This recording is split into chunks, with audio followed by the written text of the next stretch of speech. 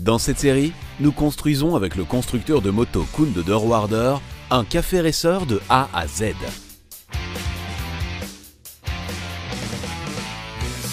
Dans l'émission précédente, le faisceau de câbles a été fini et le frein avant raccordé. Je vais à présent monter les coudes d'échappement. Je protège à nouveau d'abord le cadre avec un peu de ruban adhésif. Koen évite ainsi d'endommager la laque en poudre du cadre ou la nouvelle couche de laque résistant à la chaleur des coudes d'échappement. Et j'ai alors ici deux nouveaux joints d'échappement.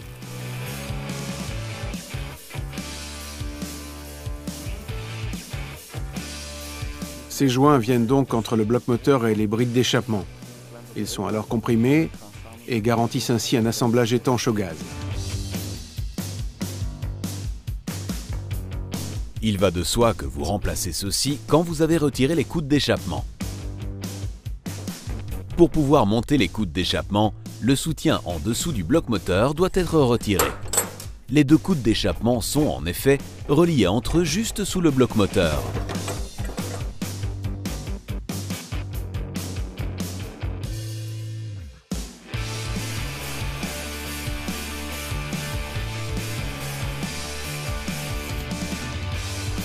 Ne fixez pas directement ces petits boulons complètement, mais attendez que le deuxième coude d'échappement soit monté aussi et que les deux coudes se trouvent donc dans la bonne position.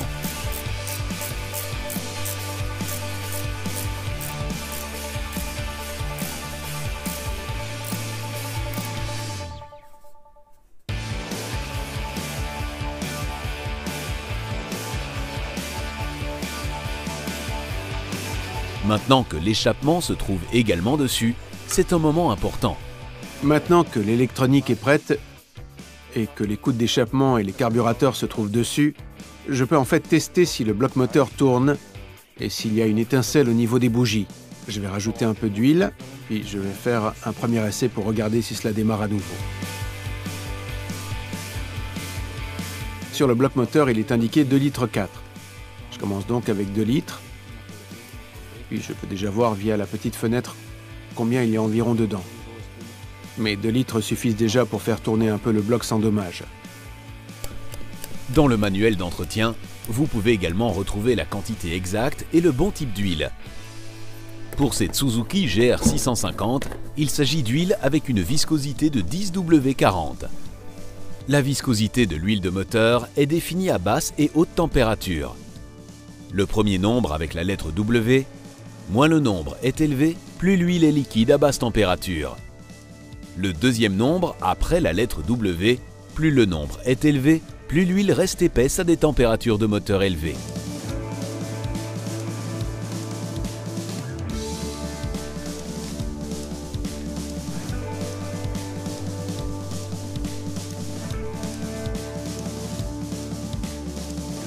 Outre l'huile, il faut évidemment aussi du carburant pour pouvoir démarrer le moteur. Koen installe un réservoir externe et le remplit d'essence.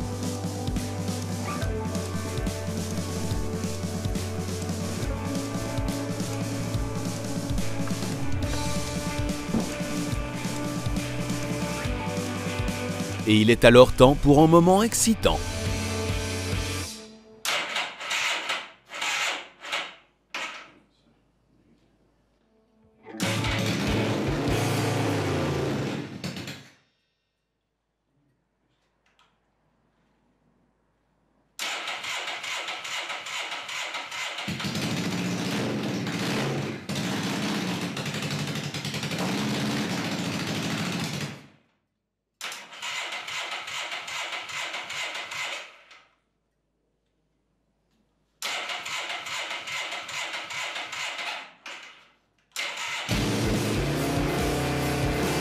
Et oui, vous savez, en jouant un peu avec le choke et la vis stationnaire, on arrive à faire tourner le bloc. Nous savons maintenant que le bloc révisé est à nouveau en pleine forme. Nous vérifions tout de même si la fuite d'huile a aussi disparu.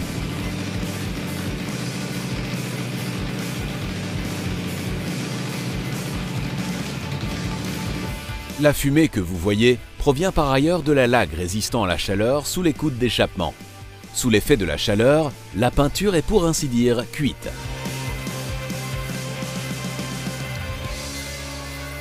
Comme vous le voyez, la Suzuki tourne à nouveau. C'est donc déjà une bonne nouvelle et je peux poursuivre la finition. Au niveau de l'électronique, je dois encore apporter une petite adaptation.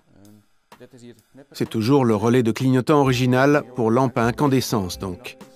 C'est pourquoi c'est donc aussi un relais pour lampe de 21 ou 23 watts. Comme on le voit dessus. Mais maintenant, il y a donc 4 lampes LED et comme vous le savez, elles exigent nettement moins de courant. Ce relais laisse donc passer beaucoup trop de courant. Ces LED font 1,5 ou 2 watts. Ils laissent donc passer plus de 10 fois trop de courant et de ce fait, elles ne clignotent pas mais restent allumées. Il y a 2 solutions possibles. Soit vous montez un relais pour éclairage LED, soit vous placez une résistance ici afin de pouvoir conserver le relais original. Il laissera donc toujours passer beaucoup de courant, mais celui-ci sera réduit par la résistance juste avant les lampes clignotantes. J'opte pour un relais LED. Ça représente moins de travail et il y aura ainsi aussi moins de fil à l'arrière. Vous pouvez donc simplement échanger le relais contre un relais pour LED. Faites bien attention au raccordement. Ici, il y a 2 fils, mais il y a aussi des clignotants à 3 fils. Donc, commandez bien le bon. Je vais encore remettre l'ancien en place pour que vous voyez la différence avec le nouveau.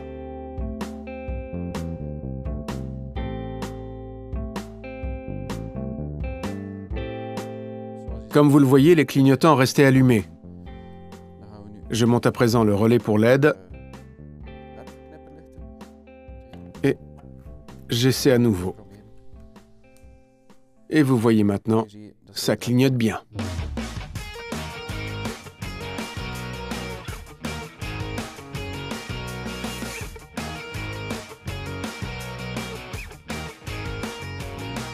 Je peux alors continuer avec le reste de la moto. Voici le garde-boue avant original. Il y avait encore ici un renfort supplémentaire pour le garde-boue, car dans le garde-boue même, il n'y a en fait aucune robustesse. C'est simplement une couverture en chrome. Ce soutien fait aussi en sorte qu'il y ait une liaison entre les 2 pieds de fourche. Il assurera donc la stabilisation. Il existe également des stabilisateurs supplémentaires que vous pouvez monter ici dessus. Les 2 pieds de fourche sont alors reliés et vous avez une meilleure tenue de route. J'ai donc resserré ce collier afin de pouvoir l'utiliser pour fixer le nouveau garde-boue. Ça ressemble à ça. J'ai aussi percé les trous, cela donne aussi un chouette effet. Je peux donc le monter.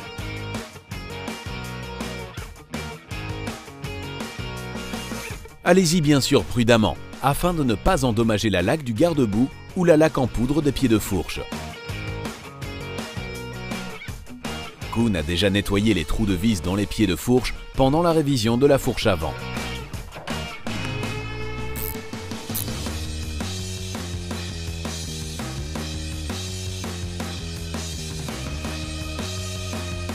Je peux alors aussi placer le filtre de purge du carter. Vous voyez qu'il y a encore un raccordement ici au-dessus. Il assure la purge du moteur. Lorsque le moteur tourne, les pistons montent et descendent et créent une certaine pression. Par ici, l'excédent de pression peut s'échapper et normalement, c'est raccordé au boîtier de filtre à air. Comme je n'ai pas remis ce boîtier en place, je ne peux donc pas non plus y raccorder la conduite. J'ai bien commandé un filtre pouvant aller dessus.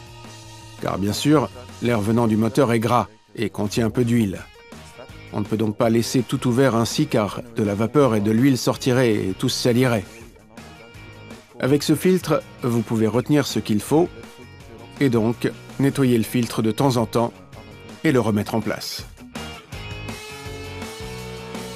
J'ai encore ici la conduite d'origine qui allait jusqu'au boîtier du filtre à air. Je vais la raccourcir un peu de manière à garder le coude et je peux alors monter le filtre ici afin qu'il sorte ici. Kun a bien entendu contrôlé cette conduite avant de la réutiliser. Après un certain temps, le caoutchouc peut en effet souffrir. Vérifiez donc bien s'il n'y a ni trou ni déchirure. Je vais déjà tester un peu avec ce bout. Je peux bien sûr encore le raccourcir. Et une fois le réservoir en place, vous ne verrez quasiment plus ce petit filtre. La solution idéale donc pour un café racer. Je peux à présent poursuivre avec l'entraînement final. Les 2 pignons ont déjà été montés. Lors de la révision du moteur, j'ai monté le pignon avant et lors de l'assemblage de ces roues, également l'arrière. Le pignon avant n'est pas encore fixé. Je serrerai donc encore ce boulon tout à l'heure. Mais ce sera plus facile si la chaîne se trouve dessus, car alors, je pourrai fixer la roue et bien la serrer avec la clé dynamométrique. Je chercherai par la suite la bonne valeur. Et puis, je peux aussi replier la bague d'arrêt afin qu'elle soit bien coincée. Pour le montage de la chaîne, j'ai ici le nouveau jeu de chaîne.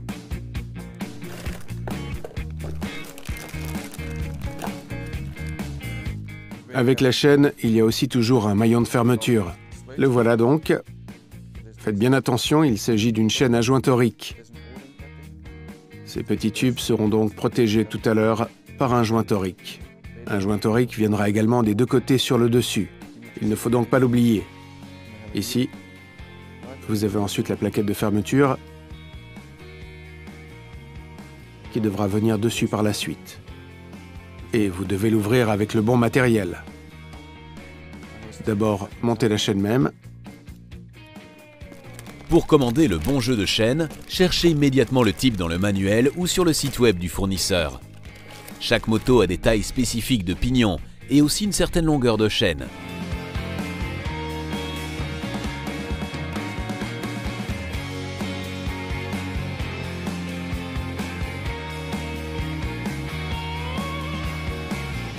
Normalement, celle-ci devrait avoir la bonne longueur. Mais on peut toujours la raccourcir s'il le faut.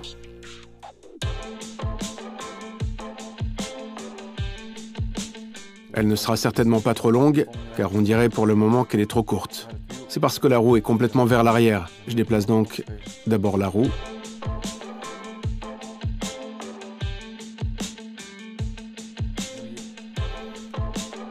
Des 2 côtés, il y a donc un boulon de réglage pour tendre la chaîne tout à l'heure.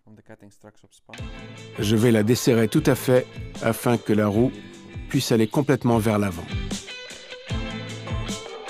Ce boulon ne peut donc pas non plus être serré, car sinon, la roue est simplement coincée dans le pont arrière.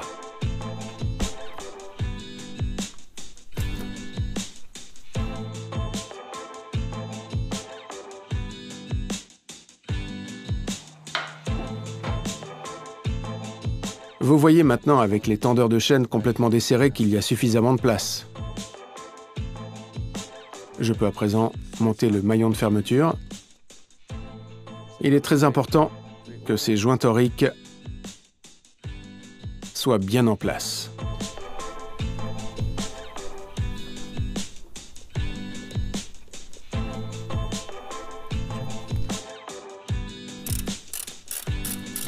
Kun contrôle encore une dernière fois si la chaîne n'est pas trop longue. Pour cela, il la tend complètement.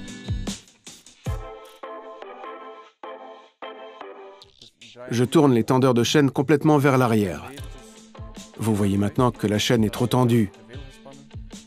Mais il se peut aussi que la chaîne soit encore trop longue. Et il vaut alors évidemment mieux enlever d'abord un maillon avant de la fixer.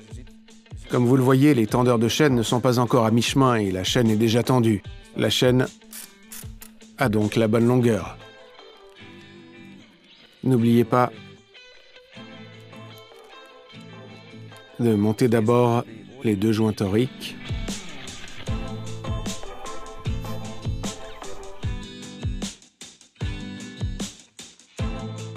Et puis, la plaquette de fermeture. Faire maintenant d'abord tourner la chaîne vers le bas.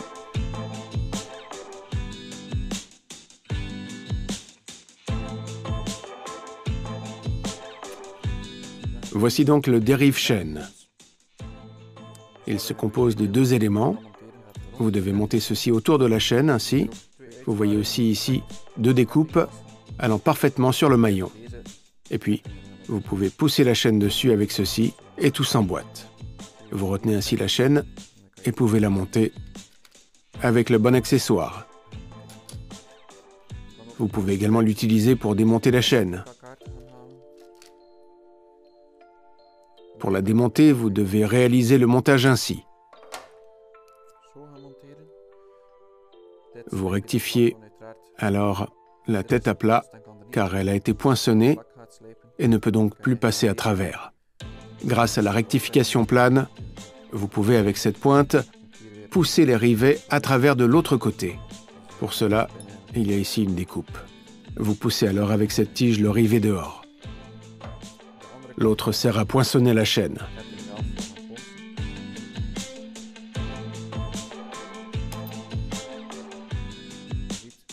Vous voyez que tous les maillons sont fermés, sauf celui-ci. Il s'agit d'un maillon ouvert. Il va à nouveau là-dessus. C'est un petit élément conique qui ouvrira la tige ouverte et veillera à ce que la chaîne ne se détache plus. Avant de fixer la chaîne, vous devez faire en sorte que les rivets passent bien à travers. Avec ce même outil, vous pouvez les pousser à travers.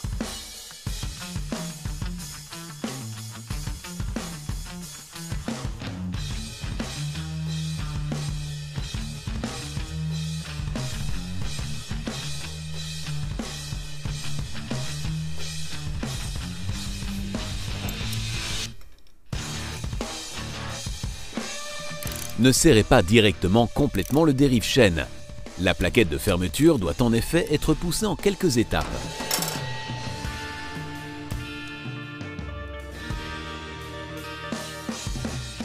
Comme vous le voyez, la plaquette se trouve maintenant dessus. Mais vous pouvez donc évidemment aussi aller trop loin. C'est pourquoi je mesure un peu avec le pied à coulisse. J'obtiens 24 mm. Puis, je compare avec un maillon ayant été riveté à l'usine. Il se trouve à 22 mm. Je dois donc encore enfoncer celui-ci 2 mm plus loin. Pourquoi cela est-il aussi important? Si vous le serriez à fond, vous tendriez complètement les joints toriques. Et ainsi, le maillon serait coincé. Tout doit être fixé souplement. Si vous serrez trop fort, vous aurez un maillon ne pouvant plus bouger. Vous obtenez ainsi un élément fixe dans la chaîne, mais celle-ci doit aller autour des pignons. Les maillons doivent donc pouvoir bouger souplement. Ici, j'ai donc 24 mm et ici 22 mm. Et je sais ainsi que je dois encore pousser celui-ci encore un peu plus loin. Koen remet donc le dérive-chaîne en place sur le maillon et le serre encore un peu plus. Il mesure à nouveau avec le pied à coulisse et répète cette étape s'il le faut.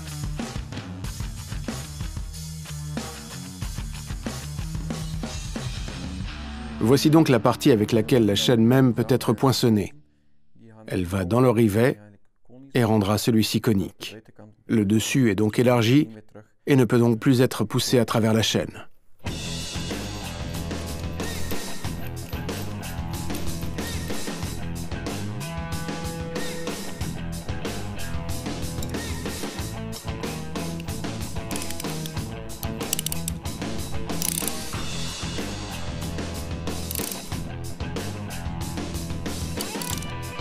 Ne serrez pas ici non plus le dérive-chaîne trop fort. Travaillez s'il le faut en plusieurs étapes et contrôlez entre-temps si c'est bon.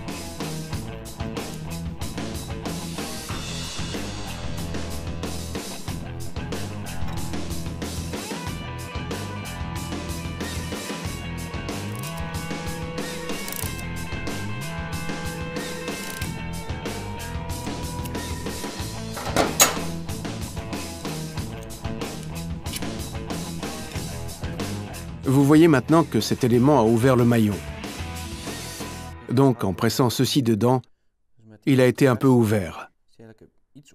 On ne le voit pas très bien, mais on ne peut pas aller beaucoup plus loin, car sinon, on l'ouvrirait complètement, causant des dégâts.